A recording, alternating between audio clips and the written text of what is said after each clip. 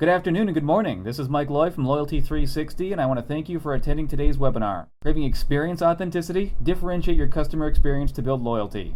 Presented by Marana Bakula, Director of Customer Experience, Paul McCallum, VP of Customer Experience and Major Accounts, and Sean Klassen, Executive Vice President of Strategy from Bond Brand Loyalty, a Loyalty 360 verified vendor. Today, Marana, Paul, and Sean will share their insights on how to better serve your customers by delivering compelling and relevant experiences that differentiate, build loyalty, and drive revenue for your brand. And we'd like to remind you that this, as well as other webinars, are recorded and will be available on loyalty360.org after the webinar.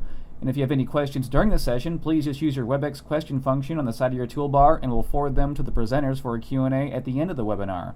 And with that, I will turn it over to Marana, Paul, and Sean. Good afternoon, everybody, and thanks for joining us for the next hour, wherever you're joining us from. I suppose it's maybe morning in some places. And for any of those joining us from Chicago, congratulations on last night's win. We've been following along as sister cities contend all the way to the end. So today, what we wanted to do is have a bit of a discussion around this topic about craving experience authenticity and how that can create differentiation in your customer experience to the end of building brand loyalty. And I want to thank Mike first for the introduction, and Mark and Liz and crew at Loyalty 360 for having us on today and for pulling webinars like this together. So why don't we get started? For those of you following along at home, please let us know if you can't hear us or you're not seeing what we're seeing. What you should have on screen in front of you is the words brand loyalty, and I want to maybe tee up today's conversation kind of around the notion of brand loyalty, maybe as the outcome that customer experience serves.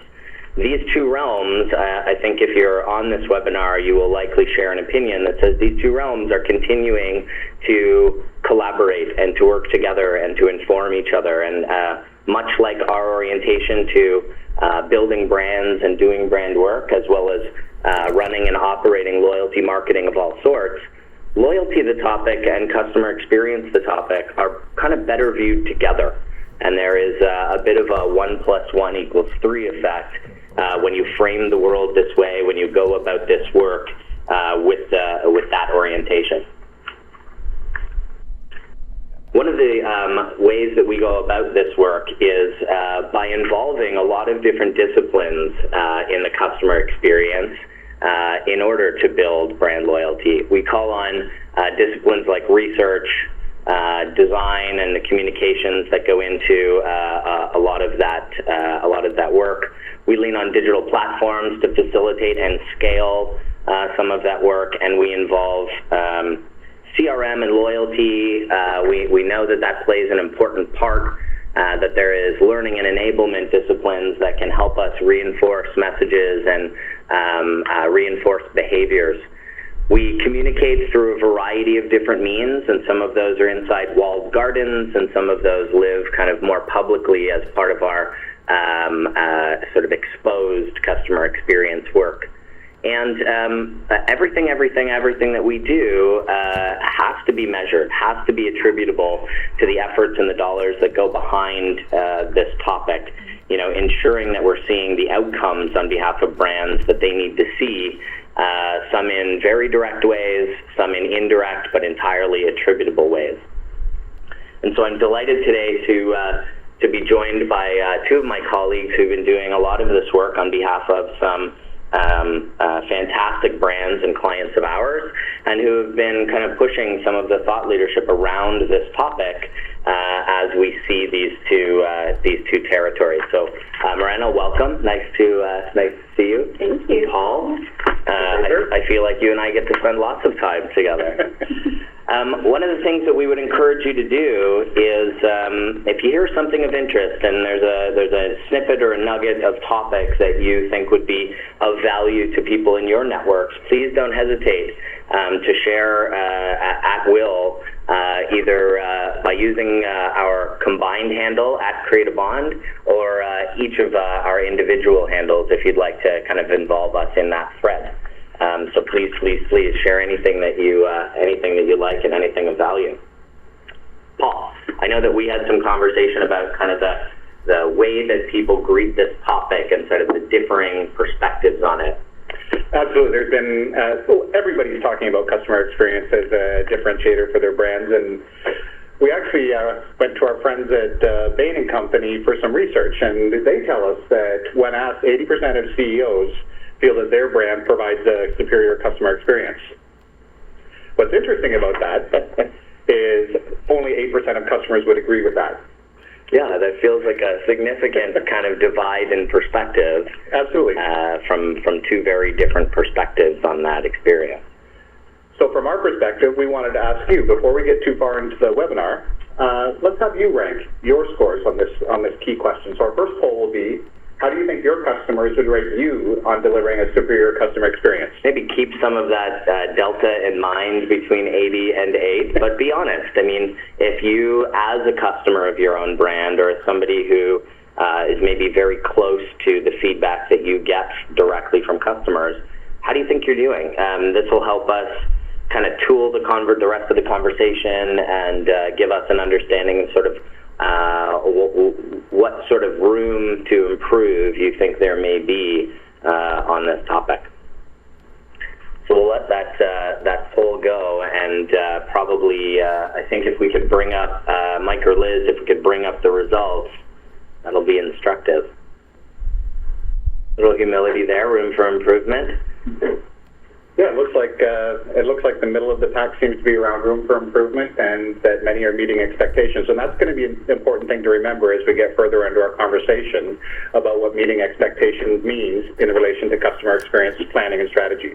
For sure, I think in general, kind of meeting expectations and satisfaction in a close cousin related topic. We do a loyalty report and have done for the last 5 years. And whether it's in that realm or it's directly in customer experience, I think we continue to see that the market's expectations climb, and the automatic counterbalance effect is that satisfaction drops. And so I think it's true and evidence there in that study, but I think it would be true in the work that we've done with clients and what we experience ourselves as individuals. So now that we have a better sense of where you sit on that question, we thought we'd just kick off the session by letting you know the key things that we're going to be talking about today. So first and foremost, we're really going to explore the power of the human interface in customer experience work. We will share with you a brand-aligned approach to customer experience, and then we'll unpack what we believe to be some of the key success criteria that some of the leading brands in customer experience today have adopted. And we'll finally close off the session by addressing a couple of the common CX check points that are most relevant for you. Throughout the duration of this webinar, you're going to hear us talk quite a bit about the linkage between customer experience and brand loyalty. Because as you heard Sean say, we ultimately do customer experience in the service of loyalty. But as we all well know, there is a level of complexity that surrounds getting this outcome. And the complexity really results from the reality of a marketplace that looks very much like this one. A brand experience can be brought to life in a multitude of channels by literally thousands of representatives. We focus on customer experience to ensure that there is really 0 degree of separation between the version of customer experience that the CEO talks about and the CX that is experienced by your customers, whether online, through your loyalty programs, or through your brand representatives. We focus on customer experience because we know that brands struggle to create that consistency and seamlessness in experience and to truly differentiate themselves. And we know that despite the noise and the complexity of this environment, customers actually still crave authentic and genuine people-to-people connections, and perhaps today more than ever. So I'll ask you to just pause for a second and take a moment to reflect on this very image that's in front of you. And think about some of the things that come to mind. It's likely that words other than authentic, words like genuine, personal, and perhaps even trusted pop to mind. And it's very likely that you start to create a bit of a narrative around the relationship between the storekeeper as well as the customer. You might be thinking the storekeeper knows the customer, the customer is literally the only person in the room. Our provocation as we think about customer experience and talk about customer experience is that although today's customers can experience a brand through digital, experiential, or face-to-face channels, and literally every second of every day, customers today still crave the authenticity, that personal connection, and the genuine connection. They crave experiences that elicit emotion. These are the truly differentiated customer experiences. Those are the ones that we talk about, the ones that we long for, the human ones. No, and I think this image is kind of a bit of folklore around our shop. The degree to which we speak to these sentiments, that we know that these large monolithic brands are in essence trying to mimic and replicate the kind of customer intimacy, the kind of experience that could be paid to a single customer, literally on Main Street by the general store kind of shopkeeper. And I think not letting go of some of the humanity of that while we do a lot of very kind of academic work and install mechanics and come to some of those harder things, that we don't let go of the softness that is this. Absolutely, and it's interesting because beyond us intuitively feeling like focusing on emotion and genuine connection is the right thing to do, from our own experience with customers, research continues to provide proof around this very notion. And although emotion is still likely a bit of an uncomfortable term for most brands, and particularly most boardrooms, words like authenticity, human connection may actually still be considered a bit soft or fluffy. The fact remains that research continues to tell us that CX engenders loyalty when it addresses the emotional and human needs of customers. And it actually does so over any other functional thing such as ease, place, or product. But it's interesting that it is this exact very thing around human sentiment and emotion that brands really continue to struggle with. And it is interesting that the ones that are achieving leadership position are the ones that are actually embracing emotion, and as a result of that, they're winning. And we're going to talk through a few of the leading brands that show examples of this. And they seem to believe that authentic experiences are rendered through those people-to-people connections, that ultimately engaged representatives and engaged customers drive brand loyalty. I love this equation. I mean, we feel it in our bones. To see it in the Forrester research, to hear it from the results of the client work that we do is a pretty encouraging sign about these two territories coming together. Yeah, absolutely. And it's a big topic. And one of our learnings over time has been that people will be at different places on that continuum at different times, even within the same organizations. And we tend to frame this dialogue at the starting point of, in order to be focused and thinking about customer experience, there needs to be product parity. You need to have a product in the marketplace that's as good as or better than your competitors. And that's where customer experience becomes a key priority for many organizations. The first topic is compete, where you're as good as. If we think back to the survey we did a few minutes ago, 35% of you felt that you were meeting expectations. That would put you in the compete category. We know that in this space, your product's as good as your customers. We know, or your competitors. We know that they have processes in place, and they've also put some thought into how their customer experience is, their place, their website, their mobile applications. The reality is that they've trained their people, and their people are able to speak to their products and product benefits. And you need to do that as well. But the fact is that great brands differentiate. And what that means is that beyond just delivering on customer experience, you need to be able to put in the context of your customer. It's about knowing your customers and making use of that knowledge and putting your customer at the center of everything that you do. It's about empowering your frontline with knowledge about your customers and the ability to modify and adapt personalized experiences for those customers in very meaningful ways. When you do this, you are better than most, and we can assure you that more than 8% of your customers would agree that you're delivering superior customer experience. For sure. And then we talk about lead.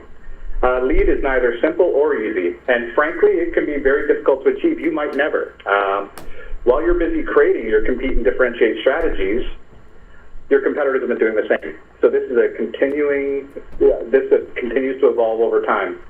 While that's happening, your customers become more informed and they have more options in the marketplace. So the reality is that in a fast-paced environment, the need to constantly work through compete and differentiate may necessitate continuous innovation. The good news is that getting really good at that is possible. Great change management, great insights, great feedback mechanisms, and a focus on continuous brand building through the experience dramatically shortens your transition windows. And that's what keeps you moving ahead. But just back to lead for a second. I think the key point on lead is that this isn't about being the best in your sector or in a specific product line. This is about being the best, period. This is brand loyalty. This is when you know your customers well enough to anticipate their needs and where every transaction aligns exactly with your brand promise and the unexpected becomes the norm. Yeah. So go ahead, John. Yeah, I think that's kind of an important point. Like we have a tendency, I think, in the brands that we operate and manage to kind of look next door to find out, what are competitors doing on the customer experience side. How can I mimic that? How can I come to parity on that? And I think what I heard you just say was you may need to look further afoot and expect that a leadership position is not going to be just in comparison to the rest of your competitive set, to your like brand competitors. Precisely. And I think that's a good lesson. So let's take a look at where we're at and put up another poll. So thinking about your business, identify where you are in this continuum. So 1 would be as good as or compete, 2 would be differentiate, and 3 would be lead. Give us a sense for sort of where you feel you are in this kind of evolution, how you're either competing or differentiating, or whether you may be in a fully recognized kind of leadership position. And guys from L360, don't hesitate to throw those results up as soon as the poll's done. I know that a lot of brands that we speak with, Paul, correct me if I'm wrong here, but there can sometimes be a question about, like, people don't confidently say, I'm in compete mode, or I'm at the point at which I'm really differentiating. Not trying to differentiate, but differentiating.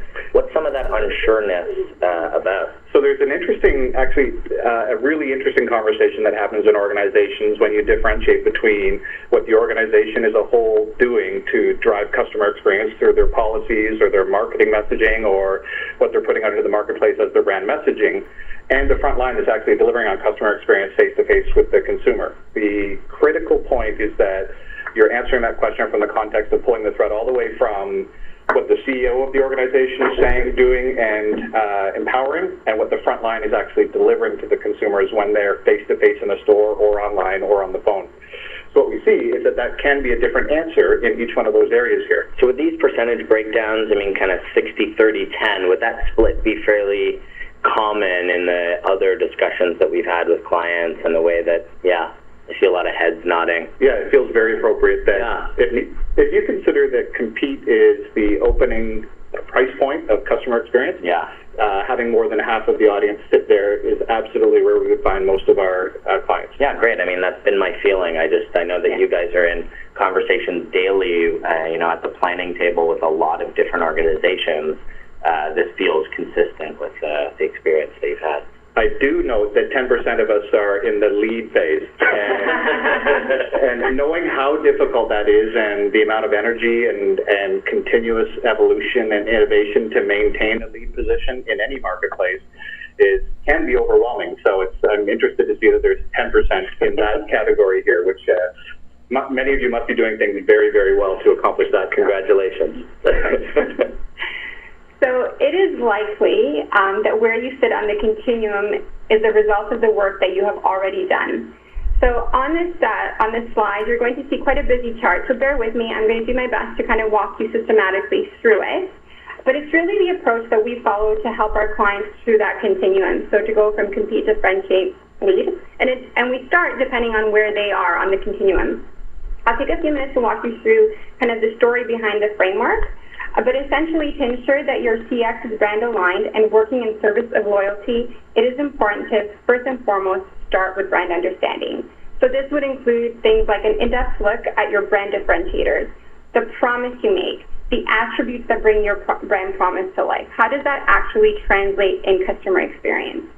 Once you have that in hand, you can move into customer experience design. So terms like customer journey mapping are probably very familiar here, but this would include an end-to-end mapping of your customer journey guided by your brand promise and by those brand attributes that you defined in brand understanding.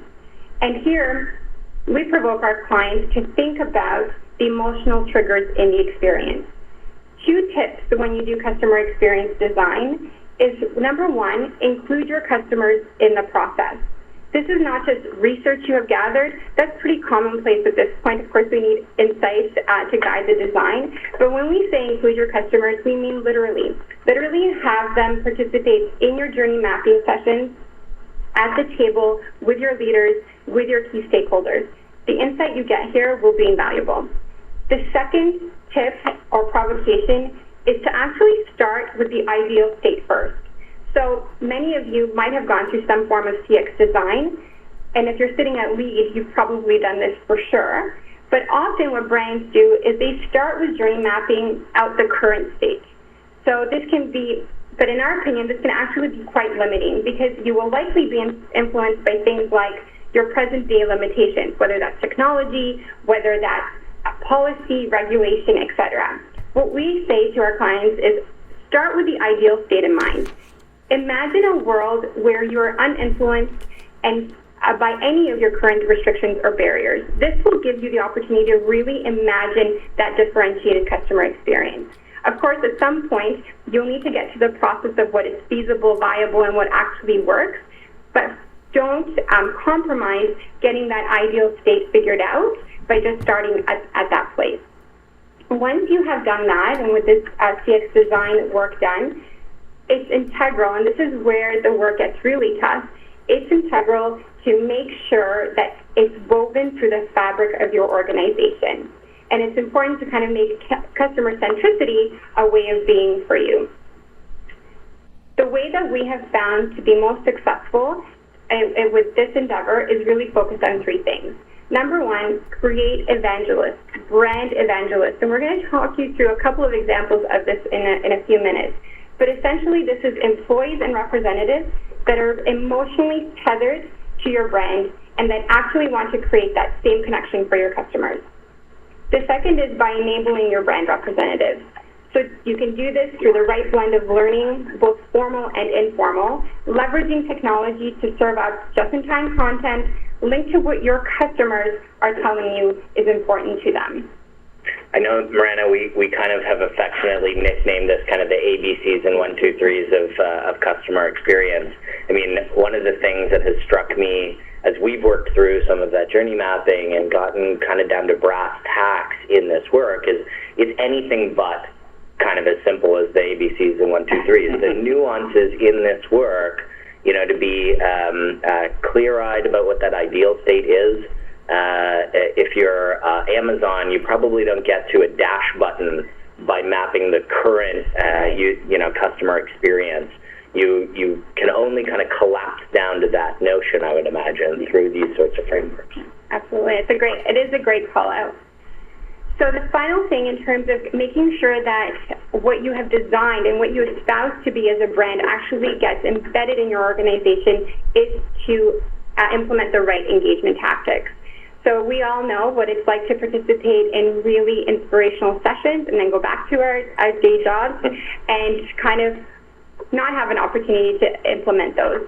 The way that we work with our clients around this is to ensure that the movement, the customer experience is sustained over time through the appropriate tactics such as coaching and reward and recognition programs that actually work to further your customer experience objectives. So everything is really, really aligned. And then finally, to continuously measure that through real-time customer data and employee engagement results. One of the things that has struck me in some of the best versions of this work that we've done for clients is the way in which we bake kind of loyalty mechanics into whether it is the creation of evangelism, the enablement itself, the way that people will interact there with like game mechanics or whatever it is, and then kind of adhere to those principles. So as we're doing this work and under frameworks like this, understanding that there's kind of two values to a loyalty orientation. One is making sure that you've got the mechanics in place that we know are proven throughout the last few decades of the history of loyalty to do good work for us, and then recognizing that the outcome is loyalty itself, loyalty to the brand, and that's the only way you can truly get at what we've kind of termed a return on CX, or Paul, what's the affectionate term you use for it? Roxy. Roxy. There we go. That's how we get to Roxy. A return on CX investment. So what we wanted to do is, Sean has talked a little bit about the great privilege that we have of working with some of our great clients in the space of customer experience.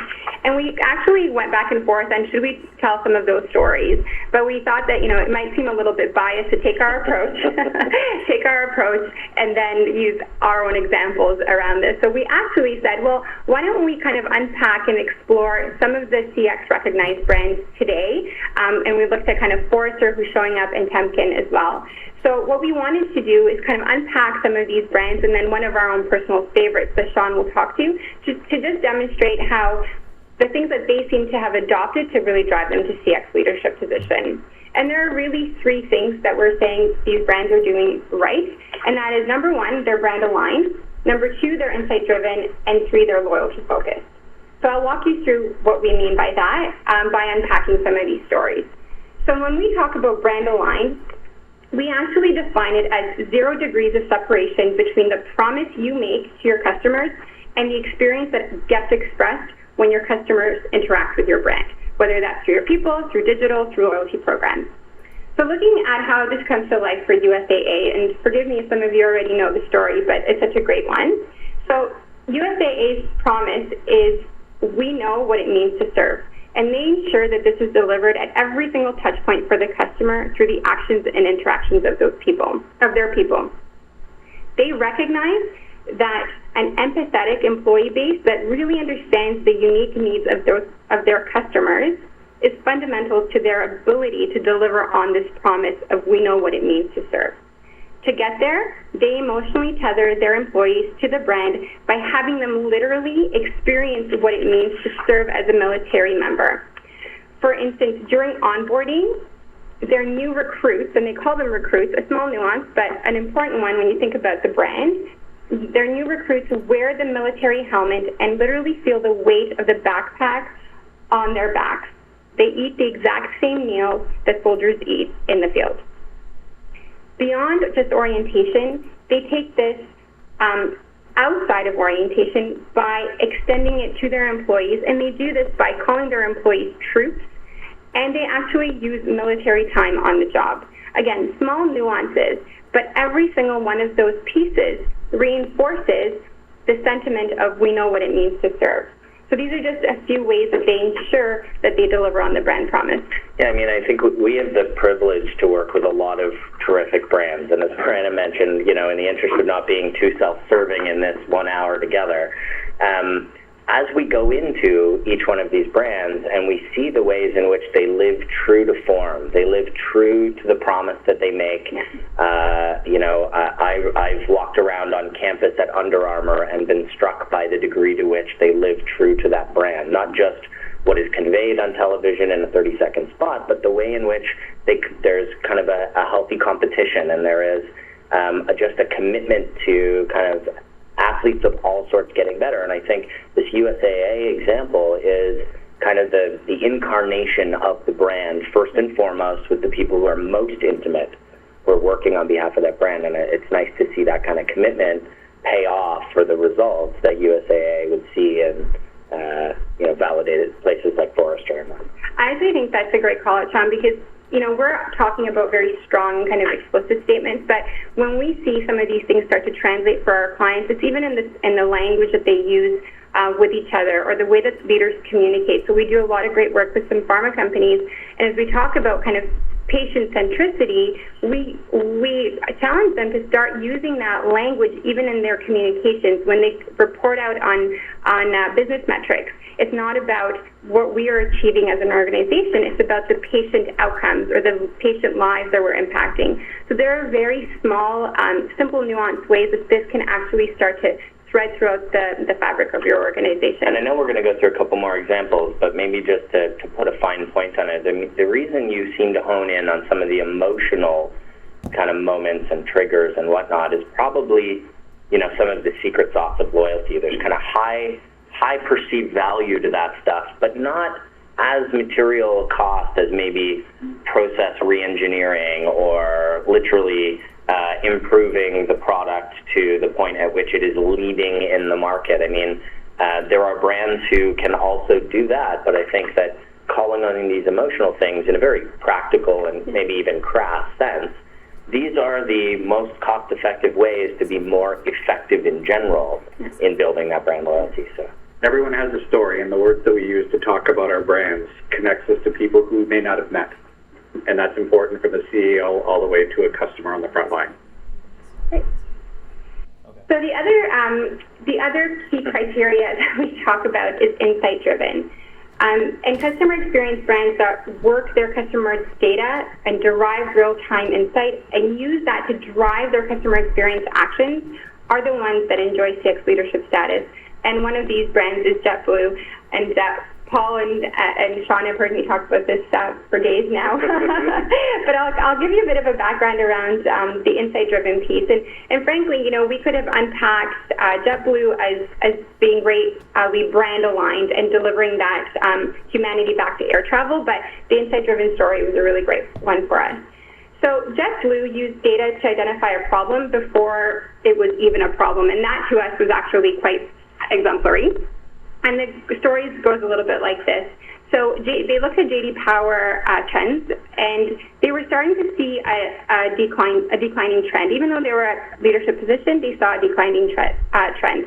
So they dug into this data further, and they realized that they were winning because of the non-people related aspects in the past, which is kind of ironic since their brand promise is to continue to bring humanity back to air travel. Now, interestingly, their competitors were actually were starting to make improvements on the non-people related pieces. But they knew that JD Power alone was not going to give them the insight that they needed to really guide any specific action. So they implemented a new way of gathering intel, and they learned from that there was a seasonal effect to their NPS. Not surprisingly, bad weather equaled to a drop in NPS. They also learned that a huge gap for them was the people side of the equation. So they went in with a hypothesis that was similar to this. If we could heighten loyalty and that deep emotional connection with our crew members, then perhaps the same kind of connections could be made and strengthened between the crew member and the customer. So going back to the notion of engaged representatives driving the engaged customer. So essentially, they embraced that formula. Once they did this, they endeavored on a path of creating this emotional connection, anchored in, they actually created a culture of service, was kind of the initiative and program. But as part of this work, they included emotional immersion sessions and then followed up with training focused on what they kind of deemed as people skills. I know, Miranda, we had a chance to talk about, I spoke alongside a gentleman at a conference who was very focused on, from JetBlue, who was very focused on building kind of a travel ribbon and recognizing all the components that go into pre-trip, during trip, post-trip, and making sure that he was kind of delivering that information back into his organization, not just to make a better customer experience for I think he was head of digital marketing, not just for the participant who was flying, but in order to basically arm some of his colleagues who were working towards different customer experience outcomes to take that data, loyalty program, non-loyalty program data, and infuse it into the way that they were planning the next version of their customer experience. No, it's great. And I mean, all of kind of the stories around JetBlue really support this notion. And today we have the luxury of being able to rely on some of this data that in the past was so difficult for us to gather. What organizations are still kind of increasingly struggling with is using that data kind of live time to really drive immediate action. So with respect to JetBlue, once they looked at their NPS data, they actually went back and they isolated the piece around weather, and they found that when pilots communicated the weather delay, the NPS was not as low as when they didn't. So when they introduced a human element and a human sentiment to the bad weather, the NPS actually didn't drop as much. Again, not surprisingly new and innovative, but an important insight that they really weren't actioning. So from this, they've embarked on concern resolution training and kind of communicating to the crew members how they can manage the uncontrollable. You know, they couldn't control the weather, but they can control the outcome by the way that their people engage with the customers around us.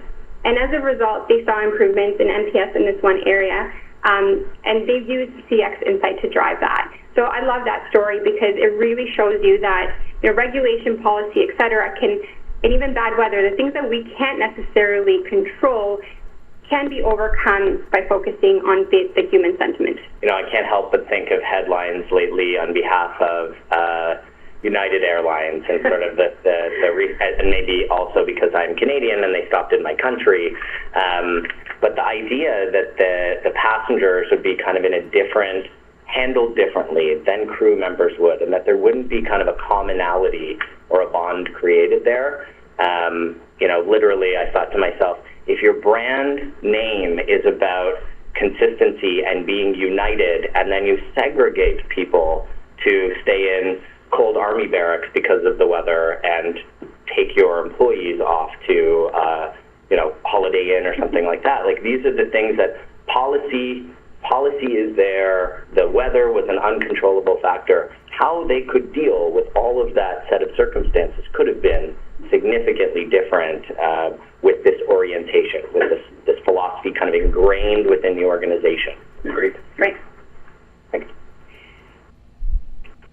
I know that one of the sort of principles that we often point to in good customer experience is the ability by which you can kind of informally infuse loyalty mechanics. And what I mean by that is, you know, formal loyalty programs have been teaching us how to identify individual customers, how to treat individual customers differently by personalizing experiences, et cetera. And we've been doing that a lot in digital ways. I'm not sure yet that has fallen back into the physical realm as well as it could have. And so a brand like Nest, you know, for those of you who have had a chance to interact with Nest through the purchase of its product and the installation, as a guy who's not entirely handy and maybe inclined that way, it was probably one of the most easiest experiences in my life. But a lot of that has to do with product, good product engineering. What I find they do to kind of live a fuller version of a customer experience with those loyalty mechanics is they're gleaning usage data, and that usage data is informing my communications. They're using game mechanics to keep me engaged. I found actually, hard to believe as it might be, I did screw up the installation a little bit, and I got on the phone with somebody who was, I've just found remarkably helpful. They were, you know, at no point did I feel like I was inferior because I couldn't figure out this fantastically engineered, you know, piece of electronics. A really simple set of questions, troubleshooted the thing, but it was his tone and his kind of like gracious nature in that interaction that actually kind of solidified the way I had started to feel about just the product itself. And I think one of the things that we've noticed amongst a lot of brands who do quite well from a customer experience perspective is that they literally bake in some of those loyalty mechanics, and they are galvanized around the notion that loyalty is the outcome that customer experience should be serving. We're not in the business of selling one thing once to one person. All of us are in business in some respects to sell many things over many years to the same individuals and not have to go and find new customers all the time. And I think the customer experience being properly manicured and brand aligned and insight driven and calling on loyalty mechanics is what can help do that. So I think, you know, the provocation that we would have around this work, and as we sit with clients and challenge them to think about the future of their customer experiences, it would be to recognize two things. I think the formal definition of customer experience is like so sweeping, every interaction a customer has. We would say it's a little bit different than that, that you need to recognize every one of those interactions is going to either build or erode the loyalty that they have to your brand, how much more committed they feel as a customer, as a frontline staff, as an employee of the organization, or as a leader in that organization. And that increasingly brands need to feel convicted around the notion that known customers who identify themselves and have kind of engaged to that level, can have an experience that is enhanced, that is a bit more personalized, that is more carefully considered, because they've afforded us that possibility. Kind of drives us back to that notion of data today gives us the opportunity to create those authentic, genuine connections, even when you literally have thousands of customers, even when your brand is literally represented by thousands of employees. And some of the richest data inside these brands is the loyalty program. It is the greatest source, whether it's formal loyalty or CRM and loyalty marketing. It's the greatest source of knowledge about your customer base. So we're probably going to ask you in a moment to think about where you get stuck in your CX solutions. And we run into commonly articulated challenges in each of these three areas. And often around brand aligned, one of the key challenges that our clients face is that their brand promise and their employee promise aren't aligned, and that people aren't delivering on the brand promises being made in the marketplace.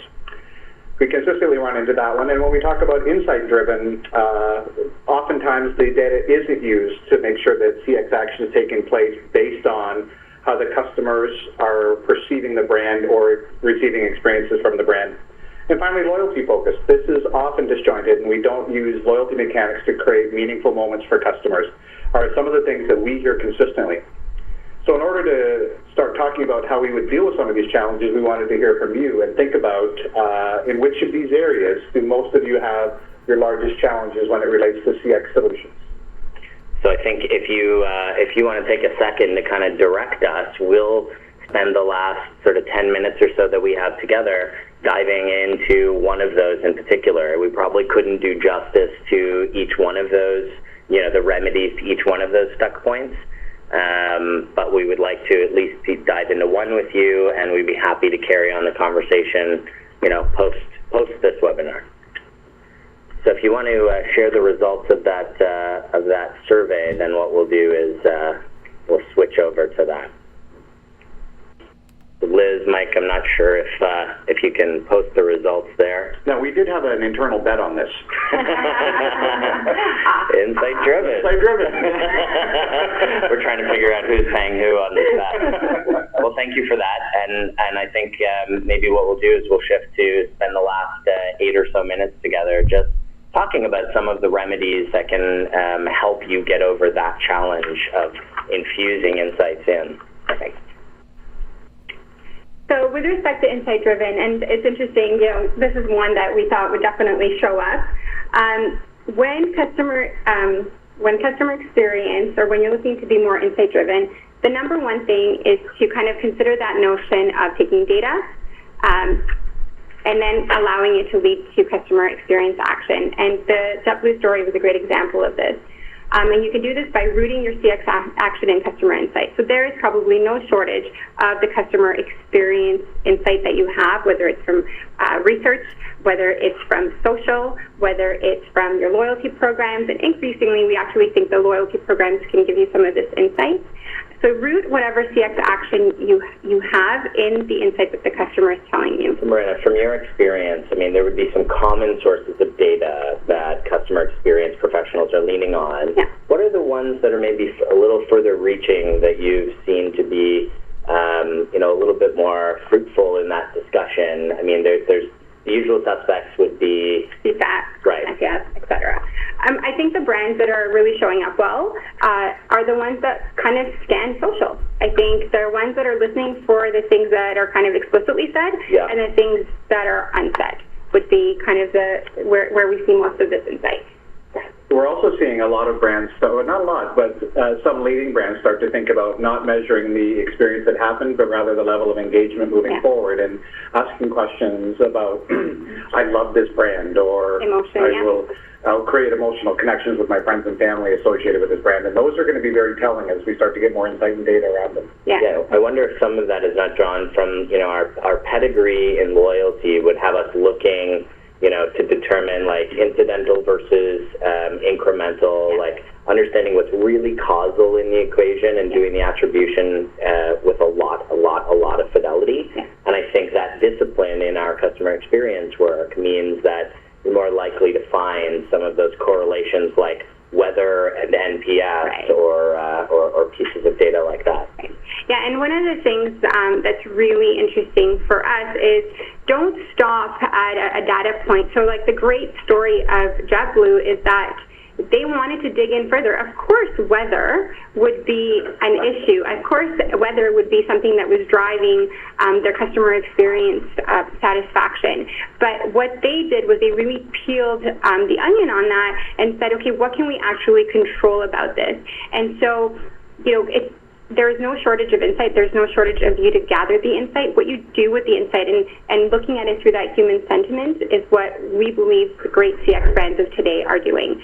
And then ultimately, they heighten that and use that insight to heighten the emotional connection between what their employees are doing and what they actually can do for their customers. You talked a little bit earlier about the language that people use. Yeah. I mean, when we're talking about kind of leveraging some of those emotional triggers and whatnot, like literally script down at that level is important. And kind of sweating the details, both the forest and the trees is something that I know we take a lot of pride in the work that we do with clients, and something that I think JetBlue obviously did. Yeah, and then of course, like we talk a lot about brand loyalty, and we have a bias towards it. And so one of the things that we do actually challenge our clients to do when we talk about insights and gathering intel is to make sure that the questions that you're asking are actually aligned to what it is that you want to stand for as a brand. So make sure that you are asking the questions that will give you the type of insight to say, are we actually delivering on the attributes that we need to be delivering? Are we actually delivering on the emotions that we need to be delivering? And that is the linkage between kind of your measurement strategy and your customer experience design strategy. Yeah, great.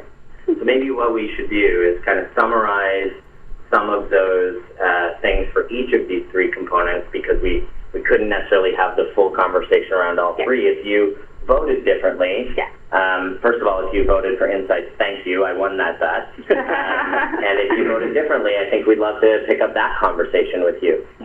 So on the screen, what you'll have is some key takeaways, but we do want to leave some room for a few questions, and we can certainly make this available, but there are just a few key takeaways around each of those stuck points.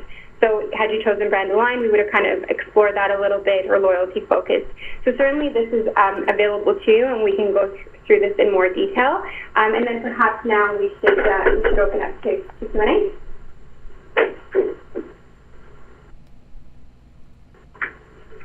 So Richard, I know one of the questions that came through, Miranda, I feel like you and I have talked about this. I feel like I've heard you guys talk about this a lot. I can't get senior buy-in on kind of an enterprise-wide initiative. How do I go about this? That because it can touch a lot of areas within an organization. Yeah. So this is a question that comes up for us very often, and the idea is really, how do I create an enterprise-wide customer experience? And knowing that, a lot of organizations have invested great sums of money and resource, et cetera, around CX initiatives that have not beared any fruit. Yeah. And so it's difficult to kind of go back to the table and ask for more funding, more budget, and take, a different approach. So what we suggest to our clients is, first and foremost, one of the key struggles that organizations have with customer experience is they actually bite off way more than they can chew. Yeah. And so they haven't necessarily been successful in implementing and kind of driving CX adoption, because they have, in effect, bit off more than they can chew, and have kind of done it in a disparate manner. So what we say is go in at a sort of one piece at a time approach. Take a pilot approach. So for example, if you want to focus on customer experience design and you happen to be, I don't know, a bank, for example, select a couple of different lines of business. Select 2 lines of business that sit on kind of different ends of the spectrum in terms of the way that the customer experiences it. And go through the whole effort of customer experience design for those 2 brands, or those 3 just lines of business, pardon me. And then implement the right tactics at a pilot level. What that will give you is, number one, the ability to go back to your leadership team and to say, look, it's working. Here's what we've done that's different from before around evangelism, around engagement, around enablement. This is how we're using measurement to guide our actions, etc. So it will give you that kind of proof point, first and foremost. But it'll also give you great insight to say, you know what, we need to course correct here before we make a greater investment in kind of an enterprise-wide approach. And, you know, this notion of prototyping, it works for many, many other industries. It can just as effectively work in customer experience, and it allows you to kind of go back to the table and ask for buy-in and to kind of answer the question of, you know what, this time it will be different, but we're not asking for a huge investment. We're just asking for slightly smaller investment, and our commitment back to you is proof that it works. Yeah, I know some of the examples of the work that we've done stick out in my mind. Feel like we've started with a kind of prototyping orientation, yes. Very simple. Get a win or 2 that are measurable and the attribution is fairly airtight on before you branch out into a lot more kind of topics, a lot more operational implications, etc. Very good. Okay, well, I think we're kind of approaching the top of the hour. Brian, are there any other examples of companies that you feel like are doing an especially good job of, say, something like Brand Align? Yeah, I think I'll let Paul talk to that one. Yeah. I have a favorite. Yeah, we all do. One of the ones that I would put forward in that category would be Amazon. Yeah. And they, for several reasons. One of the things is that Amazon 20 years ago or 21 years ago launched a program that was focused on 2 things: creating a great customer experience and providing the opportunity for customers to shop online. And the reality is that they did not only that, they thought about how can we create an opportunity for customers to provide feedback through rankings and reviews. They provided fast home delivery.